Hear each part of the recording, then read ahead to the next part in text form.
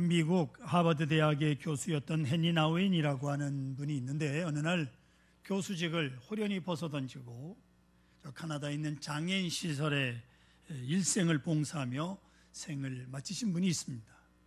이 헨리 나우엔의 여러 저서 중에 특별히 우리들에게 가장 큰 선물이라고 하는 제목의 책이 있습니다. 우리에게 가장 큰 선물, 여러 가지가 있는데 그 중에 한 가지만 오늘 소개를 하려고 하는데, 저자는 이 책에서 공중고개사의 이야기를 아주 재미있게 서술을 합니다. 여러분도 서커스를 보셔서 알겠지만 서커스는 뭐니 해도 공중고개가 아주 극치입니다. 대개 서커스 마지막 공중고개로 피날레를 장식하고 끝이 나는데요, 공중고개를 보면 공중에 매달려 있는 줄에 막대기에 의존해서 거꾸로 한 남자가 매달려 있습니다. 이 사람은 언제나 거꾸로 매달려 있는 사람이, 그리고 그 앞에 3, 4명의 사람들이 서 있다가 한 사람씩 거꾸로 매달려 있는 사람에게 뛰어듭니다. 여름날에 그 불나방들이 불에 달려들듯이 그냥 그 거꾸로 매달려 있는 사람을 향해서 뛰어내려요. 이 사다리에서 저 사다리로 공중고개를 하며 날아다닙니다. 그것도 몇 바퀴씩 회전을 하며 날아다닙니다. 이렇게 회전을 하면서 나라가 거꾸로 매달려 있는 사람 가까이 갔을 때 손을 내밀어서 딱 정확한 타이밍에 붙듭니다. 100분의 1초라도 착오가 있으면 금방 떨어지고 마는 거예요. 이렇게 그 사람을 믿고 자기를 붙들어 줄 사람을 믿고 그 앞에 겁없이 회전하며 날아가는 사람을 봅니다. 어떤 때는 한 사람, 두 사람, 세 사람 교대로 날아가면서 이 사람의 손을 붙들지요. 때로는 한두 명의 아가씨도 고개에 동참할 때가 있습니다. 얼마나 많이 연습을 했을까 감탄을 하게 됩니다. 보세요, 공중을 날아가며 회전하는 이 사람들, 끝에 가면 저 앞에 자기를 붙들어줄 사람이 있다라고 하는 단단한 믿음이 있다는 거예요. 문제는 바로 믿음이에요. 우리에게 가장 큰 선물 중에 하나가 뭐냐? 믿음이란, 이렇게 오공을 날아가지만은 저 끝에 가서는 나를 붙들어줄 것이라고 하는 분명한 믿음이다, 그 말이에요. 프란시스 후쿠야마라고 하는 미국의 또 하버드 대학 교수가 쓴 트러스트라고 하는 제목의 유명한 저서가 있습니다. 우리말로 번역할 때 이 책 제명을 그대로 트러스트라 그렇게 붙였어요. 중요한 포인트는 이 사회나 국가가 잘 되기 위한 요인은, 잘 되든 망하든 간에 그 요인은 자본도 아니고 지식도 아니고 기술도 아니라는 겁니다. 문제는 믿음이라는 거죠. 믿음, 신뢰성이 문제라는 거예요. 어떤 사회는 그 믿음의 지수가 높고 어떤 사회는 그 믿음의 지수가 떨어집니다. 낱낱이 책 전체에 걸쳐 예를 들어 설명하고 있습니다. 개인이건 국가이건 간에 마찬가지로 신용도가 그 삶의 근본이요, 번영의 기본이라고 후쿠야마 프란시스는 트러스트에서 말하고 있습니다. 소련이 볼셰비키 혁명으로 공산주의를 표방하며 70년간 독재를 했지만 하루아침에 무너졌습니다. 여러분, 무너진 동구권을 여행해 보시면 아시겠지만 확실히 동구권이요, 한 100여 년 전에는 잘 살던 나라들입니다. 그 건물이나 시설을 봐서 그렇게 생각을 합니다. 그런데 공산주의 70년 동안 완전히 망했습니다. 아예 거지가 되었다고 해야 할 것입니다. 요새는 좀 나아졌습니다마는 공산주의 시절에 지은 건물이 무너진다고 사람들이 영 그 건물에 들어가 살질 않습니다.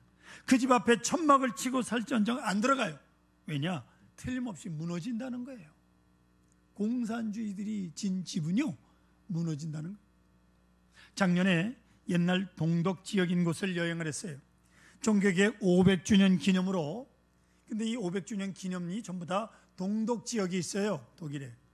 그래서 독일을 갔었는데 아직도 한쪽이 무너졌거나 사람이 살지 않는 건물들이 그대로 동독 지역에 가니까 남아 있습니다. 여러분, 1990년 10월에 45년간 동독과 서독, 동베를린, 서베를린이 갈라져 있다가 통일이 됐어요. 그런지 지금 28년이 지났지만 아직도 동독 지역은 낙후된 지역이 얼마나 많이 있는지 모릅니다. 공산주의 가지고 만든 것은 이렇게 아무것도 쓸모가 없어요. 왜요? 인간성이 망가졌기 때문에 그래요. 사람이 망가지고 말았습니다. 그럼 왜 어떻게 해서 인간성이 파괴됐느냐? 결론은 간단합니다. 첫째로 불신입니다. 공산주의자들은요, 남을 믿지 않습니다. 절대로. 아내도 안 믿고 남편도 못 믿고, 예? 자식도 안 믿고 윗사람 아랫사람 할 것 없이 절대 믿질 않아요. 누구인가 명령을 하고 나면요, 그 일을 잘하는지 못하는지 감시자를 붙여서 꼭 지켜보게 합니다. 그래, 일하는 사람이 그 감시자가 있다는 걸 알면 얼마나 불편하겠습니까? 그것도 모자라서 그 뒤에 비밀 경찰까지. 무섭습니다. 예? 겹겹이 사람을 감시하고 있는 이 공산주의예요. 여러분, 이런이 되는 일이 없어요. 그저 망가질 것밖에 없습니다. 러시아라고 하는 나라를 보십시오. 얼마나 넓은 땅을 가지고 있는지요. 기차로 10시간, 20시간을 달려도 산이 안 보인다 그럽니다. 그 넓은 벌판에 무수한 자원이 넉넉하고 무궁무진합니다. 기술도 있고 지식도 있습니다. 소련 공산주의 시절에 우주전쟁에서 미국을 이긴 나라입니다. 우주선을 먼저 쏘아 올린 과학 강국이 바로 소련이에요. 러시아예요. 그런 러시아가, 그 넉넉한 나라가 왜 이 모양이 된 것입니까? 공산주의 70년, 그것이 오늘날 러시아를 그 모양으로 만들어버렸어요. 2006년 소련 모스크바와 또 생트페테르부르크라고 하는 옛날 도시죠. 옛날 수도 두 곳을 여행할 기회가 있어서 가봤습니다. 생트페테르부르크의 호텔에 가보니까 굉장히 겉모양이 커요. 엄청난 커서 호텔이 굉장한 줄 알고 호텔 방에 들어갔더니 침대가 얼마나 작은지요. 이게 자다가 몸만 뒤척이면 떨어질 판이에요. 얌전히 자야 되는. 그 호텔이 무슨 호텔이었냐면 옛날 소련 공산주의 시절에 군인들 휴양소였어요. 일반 호텔이 아니라 군인들 휴양소를 이름을 바꿔서 호텔이라고 지금 쓰고 있습니다. 아주 볼품이 없는 호텔이에요. 그러고 있어요, 소련이. 소련의 신앙인들의 고백을 들어보십시오. 공산주의자들은 하나님을 믿지 않습니다. 하나님을 믿지 않고 보니 결국 사람을 안 믿게 되었고 서로를 믿지 못하게 되었다 하는 겁니다. 못돼도 양심은 믿어야 사람을 믿고 진실을 믿지 않습니까? 양심과 진실이 없는 사회, 하나님이 없는 사회, 아무것도 믿을 수가 없는 겁니다. 그대로 인간성이 무너지고 만 거예요. 둘째는 무책임합니다. 공산주의 속에 사는 사람들은요, 책임을 지지 않습니다. 무슨 일이든지 서로가 서로에게 책임을 전가합니다. 이게 공산주의예요. 아무도 내가 했다는 사람이 없어요. 세 번째로 무너진 이유는 게으름이 올시다. 게으름. 공산주의 사회에서는요, 개인 소유가 없으니 게으를 수밖에요. 부지런해야 될 이유가 없지요.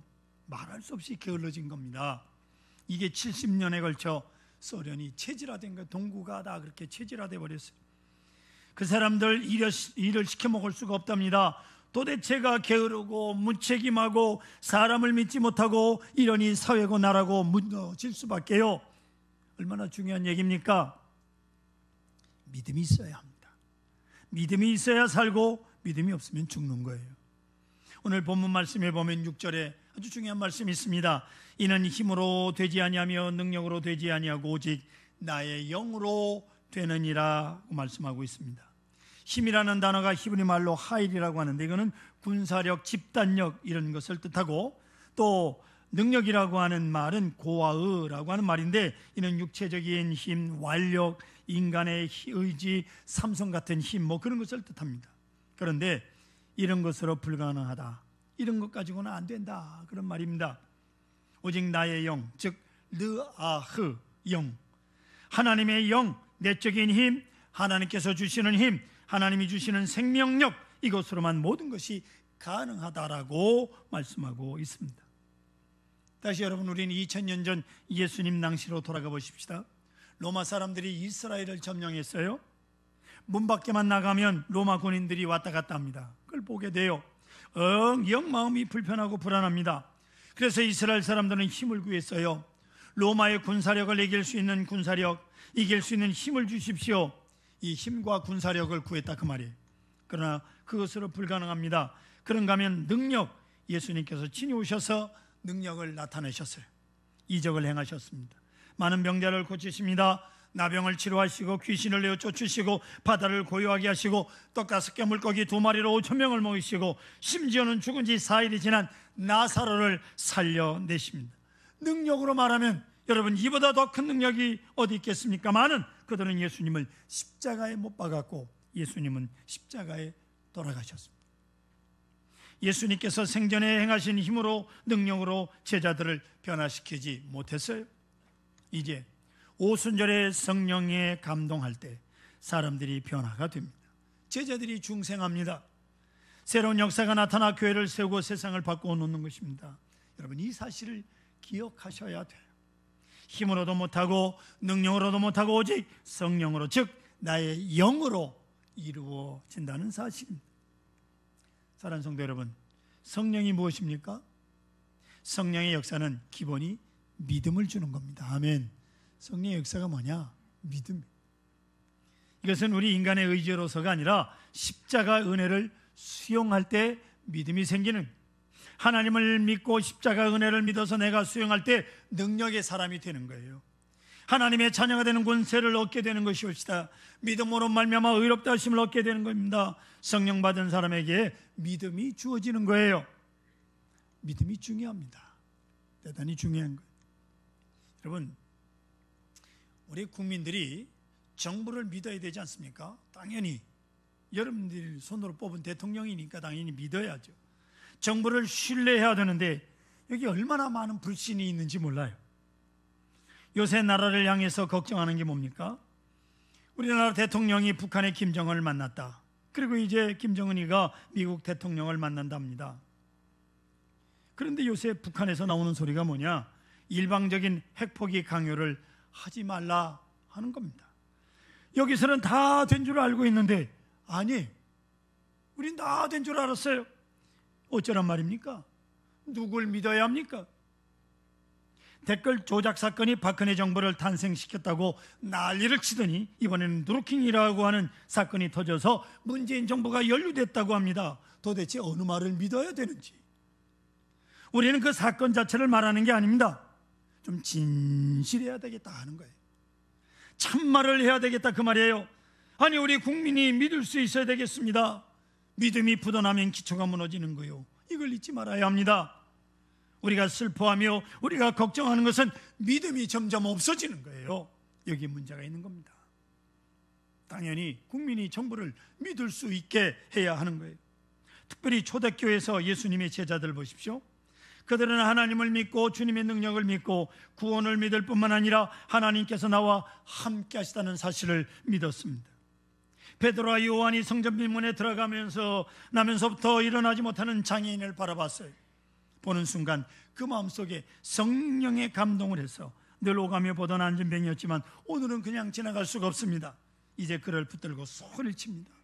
내게 은과 금은 없지만 나사렛 예수 그리스도의 이름으로 걸어라 소리를 지릅니다. 그러자 안진뱅이가 벌떡 일어납니다. 저는 그 장면을 마음속으로 그리면서 늘 생각하는데, 안진뱅이가 얼마나 놀랐을까. 소리는 지르죠. 일어나라고 해서 믿음으로 일어나니까 벌떡 일어나 놓고도 그 자신이 얼마나 놀랐을까. 또 하나는 구경하던 사람들이 얼마나 깜짝 놀랐을까. 저 사람 평생 앉아서 구걸하던 사람인데 사람이 벌떡 일어나니 죽은 송장이 일어나는 거 마찬가지죠. 주변에 있는 사람들이 다 놀랐을 거예요. 그러나 더 놀란 것은 베드로였을 겁니다. 베드로 자신이 깜짝 놀랐습니다. 왜요? 부활하신 그리스도께서 나와 함께 하시고 나를 통하여 역사하시는 것을 이렇게 놀랍게 체험했기 때문에 베드로가 놀랐을 겁니다. 그리스도께서 나를 통해 위대한 역사를 이루신다는 것을 아는 순간, 그리스도에 의해서 쓰임받고 있다는 것을 아는 순간, 그 믿음과 함께 베드로는 깜짝 놀랐을 것입니다. 이제 일이 이렇게 되고 나니 사람이 달라져요. 그렇게 비겁했던 베드로가 용기의 사람이 되고 될 뿐더러 핍박을 받으면서도 담대한 사람이 돼요. 얼마나 담대한 사람이 됐는가 보십시오. 사도행전 4장 19절에 보니까 베드로와 요한이 대답하여 이르되 하나님 앞에서 너희 말을 듣는 것이 하나님의 말씀을 듣는 것보다 옳은가 판단하라 외쳤고, 사도행전 5장 41절에 보시면 사도들이 그 이름을 위하여 능력받는 일에 합당한 자로 여기심을 기뻐하며 공의 앞을 떠나니라고 말씀하고 있습니다. 공에 끌려가 채찍질을 당하는 거 오히려 기뻐합니다. 죽인다고 해도 마음대로 하라 그 말이에요. 충분히 그랬을 것입니다. 그래서 그 아니겠어요? 왜? 나를 통해서 표적이 일어난 것을 체험한 사람들이니 어련하시겠느냐 그 말이에요. 이러한 용기가 있을 수밖에 없는 거예요. 제자들이 성령이 충만하여 그리하여 하나님의 세계를 알 뿐만 아니라 십자가의 은혜를 믿게 되고 나아가서 자신이 그 은혜 안에 소중한 존재라는 것을 믿게 된 거예요. 그런 용기 있는 사람이 되는 거죠.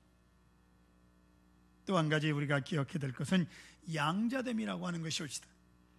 하나님의 자녀됨을 확증해 주십니다. 너는 하나님의 아들이다, 너는 하나님의 딸이다 라고 가르쳐 주십니다. 아무리 고난을 당하고 어려운 일을 겪고 있을지라도 성령 받은 사람은 하나님께서 나와 함께 하시고 나는 하나님의 사랑받는 자녀라는 것을 믿게 되는 것입니다. 뿐만 아니라 오히려 건강할 때 몰랐다가 병들어가지고 하나님께서 나를 사랑하시는구나를 깨닫기도 합니다. 오히려 실패하고 어려울 때 하나님께서 특별히 나를 사랑하신다는 귀한 은총을 깨닫게 되는 것입니다. 성령 받은 사람은 그런 마음으로 살아요. 그렇기 때문에 세상이 달라지는 겁니다. 세계관이 다르고 가치관이 다르고 인생관이 달라지는 거예요. 아시겠습니까? 은혜 안에서 하나님의 자녀된 세계관, 하나님의 자녀된 인생관을 가지고 살아가는 것. 성령 충만한 사람의 모습 또한 성령의 역사는 사람을 변화시킵니다. purification이라고 하는 단어가 있어요. 정화, 정제라는 단어입니다.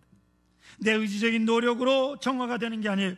나도 모르게 성령이 마음에 들어와 계실 때 정화되어 달라지는 거예요. 정제가 되는 거예요. 입맛도 달라지고요, 상황도 달라지고, 눈빛도 달라지고, 얼굴도 달라집니다. 얼굴도. 아브라함 링컨 대통령이 남자가 40이 되면 자기 얼굴에 책임을 져야 된다 그럽디다마는 우리 예수 믿는 사람들은 진정으로 성령 받은 사람은 얼굴이 달라져야 돼요. 얼굴에서 그리스도의 빛의 광채가 나야 돼요.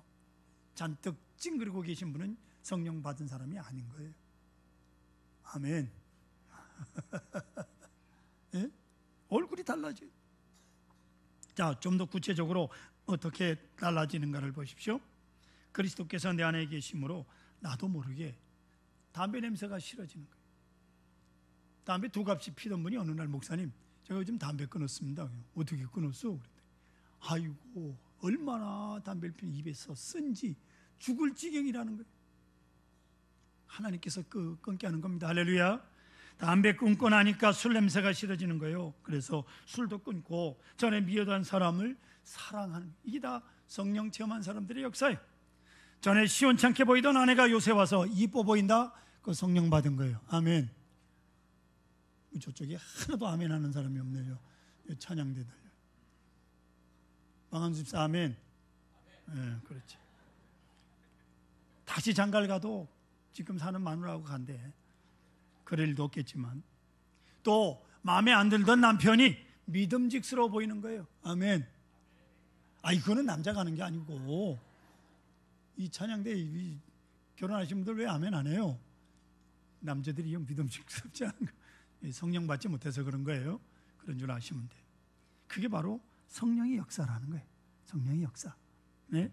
나는 주변과 비교해서 불행하다고 생각했는데 그런 줄 알고 지금껏까지 살았는데 성령 충만해 보니 행복합니다. 아멘. 성령 충만해야 행복한 거예요. 내가 변하고 보니 주변 환경이 다 변하는 것을 느낄 수가 있는 겁니다. 저절로 억지로 되는 게 아닙니다. 제가요, 저희 교인도 꼭 이렇게 되기를 소망하면서 이 말씀을 드립니다. 서울의 어느 큰 교회 목사님의 글을 보니까 이런 글이 있어요. 오래전에 어느 여집사님 한 분이 오후에 목양실을 찾아와서 봉투에 두툼한 헌금을 내놓더랍니다. 집사님 이게 무슨 헌금이요? 하고 물었더니 그 집사님이 제 얘기를 들어보세요 하면서 목사님에게 말하기를, 저는요 옷을 사러 나갔다면 한 번에 3벌은 사야 성에 찹니다. 그러고도 모자라서 카드를 긁어야 돼. 때론 빚을 질 정도로 가서 사는 길에 여러 벌 사는 것이 버릇입니다. 오늘도 그저 간단하게 3벌쯤 살려고 돈을 가지고 나갔는데 오늘따라 옷을 골라놓고 보는 순간 이거 비슷한 거 집에 있는데 그냥 그거 입지. 그리고 그걸 안 샀다는 거예요. 또 하나를 골라놓고 보니까 요거 잠깐 요 한 철에만 입는 거잖아. 이제 철 다 지나가고 있는데 그냥 넘어가지 뭘. 그리고 그 옷을 안 샀다는 거예요. 또 하나 골라놓고 보니까 이게 너무 비싸구나. 어려운 사람도 많은데 그래서 그만두지 하고 또 다른 집을 여러 집을 전전하다가 그냥 돈을 가지고 돌아왔답니다. 이 돈 그냥 가지고 들어갈까 하다가 필요한 사람에게 주는 것이 좋겠다 생각해서 목사님께 가져왔다는 거예요. 잘했다고 칭찬을 했다 그럽니다. 저도 이런 칭찬을 많이 했으면 좋겠어요. 그것만이 아닙니다. 전에는 백화점에 보석 진열장을 지나다가 다이아 반지나 예쁜 목걸이를 보면 그 앞에서 발이 안 떨어졌다는 거예요. 1시간 넘게 감상을 하고 집에 와서 퇴근한 남편을 줄이 틀들 볶아서 기어이 그것을 사고야 말았다는 거예요. 그래야 직성이 풀리던 사람인데, 자 이제 신앙의 깊이 속에 성령을 받고 보니 저 돌조가리가 무슨 소용이 있나, 저게 무슨 의미가 있나 시시해지고 아무것도 아니더라는 것입니다. 자 여러분, 성도 여러분, 그 누가 이 사람을 이렇게 바꿔놓을 수 있는 것입니까? 오직 성령의 역사가 멋지게 보람있게 의미있게 기품 있는 사람으로 바꿔놓은 것입니다. 아멘. 성령의 역사예요. 그래서 원수를 사랑하게 되고 그래서 하나님의 사람으로 쓰임받게 되는 거예요. 뿐만 아니라 신앙적 용기를 얻게 됩니다. 놀라운 주님의 사역에 쓰임받는 일꾼이 되는 것입니다. 오스트리아에서 태어나 활동하던 프란츠 조셉 하이든이라고 하는 유명한 작곡가가 있습니다.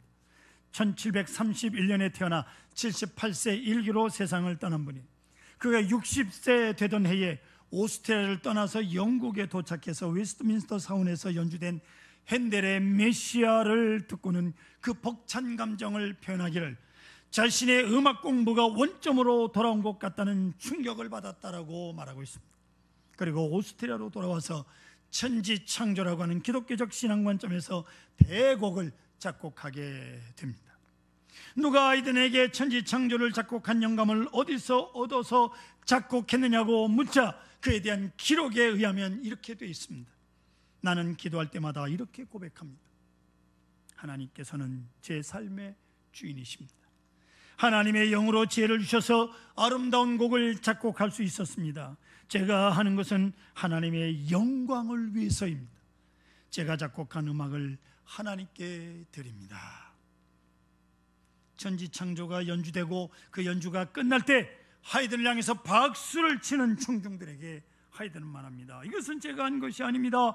하나님께서 주신 것입니다. 오직 하나님께 영광을 돌리십시다. 두 손을 하늘로 향해 쳐들고 하나님께 영광을 이렇게 소리쳤다고 합니다. 성령 받은 사람은 자기를 이기고 교만을 이기고 나약함을 이기고 다 승리하는 것입니다. 오직 하나님의 영광을 위해서만 살아가게 됩니다. 오늘 여러분 본문에 보면 특별히 무엇을 보느냐라고 천사가 질문을 하고 있습니다. 사랑하는 성도 여러분, 여러분 무엇을 보고 계십니까? 우리 현실이 얼마나 난감합니까? 때로는 아무것도 보이지 않는 앞이 캄캄할 때가 혹시 있지 않습니까? 그러나 이걸 잊지 말아야 됩니다. 힘으로도 못하고 능으로도 못합니다. 힘이 있으면 잘 될 것 같고 능력이 있으면 잘 될 것 같은데 아니올시다. 여전히 길은 이 길밖에 없어요. 오직 성령으로, 오직 여호와의 영으로 할 것입니다. 그때 지혜를 얻을 수 있어요. 용기를 얻을 수 있습니다. 창의력도 있습니다. 지도력도 있습니다. 그리고 확실한 미래가 보이는 것입니다. 힘으로도 아니고 능력으로도 아니고 오직 여호와의 영으로만 됩니다.